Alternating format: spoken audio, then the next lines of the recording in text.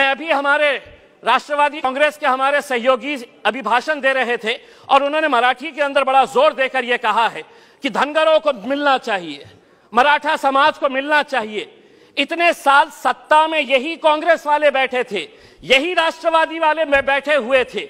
महाराष्ट्र के अंदर इनकी क्या मजबूरी थी कि ये नहीं देते हैं जब सत्ता में रहते हैं, जब विरोधी में आ जाते हैं बैठते हैं तो इनसे उम्मीद करते हैं।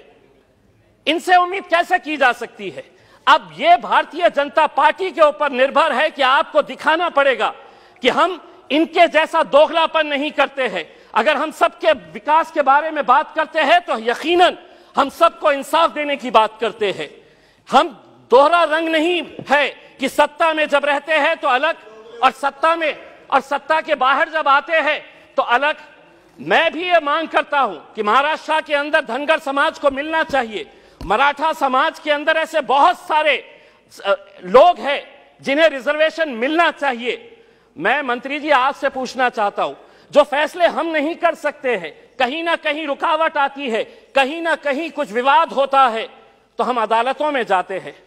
मुसलमानों को रिजर्वेशन मिलना, ये अदालत ने, बॉम्बे हाईकोर्ट ने कहा।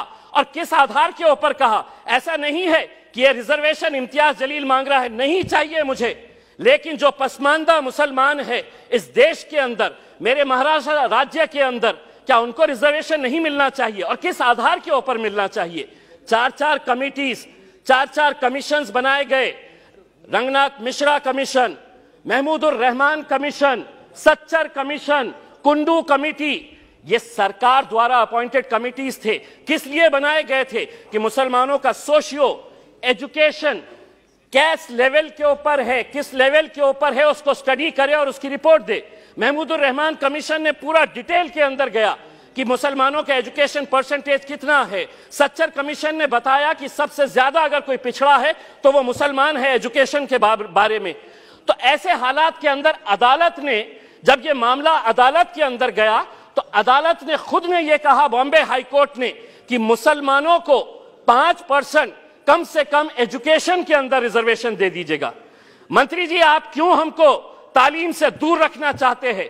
क्यों चाहते हैं कि मुसलमान ने पढ़ना नहीं चाहिए? हमारी भी ख्वाहिश है कि हमारे भी बच्चे IAS, IPS, UPSC पास करें, लेकिन अगर यही नीति अपनाते रहेंगे कि कल मंत्री जी ने एक मिनट, कल मंत्री जी ने कहा आपने प्री मैट्रिक स्कॉलरशिप, कोई हजारों की स्कॉलरशिप नहीं दी जाती है मुसलमान बच्चों को, 1000 रुपये की स्कॉलरशिप, 1000 रुपये वो गरीब बच्चे को जब मिलते हैं तो वो तालीम हासिल करता है। और आप कह रहे हैं कि नहीं, ये इसके ऊपर डबल से कोई दूसरी स्कीम चल रही है तो हम इसका फायदा नहीं दे सकते हैं। इतने सालों से अगर दी जा रही थी, आप क्यों रोके हैं? हम आपसे अनुरोध करेंगे कि विशेषतर महाराष्ट्र के बारे में आप मराठाओं को भी दीजिए, धनगर को भी दीजिए, लेकिन मुसलमानों का हक ज्यादा इसलिए बनता है कि कहीं ना कहीं अदालत ने इनके बारे में कहा है कि इनको रिजर्वेशन मिलना चाहिए। धन्यवाद।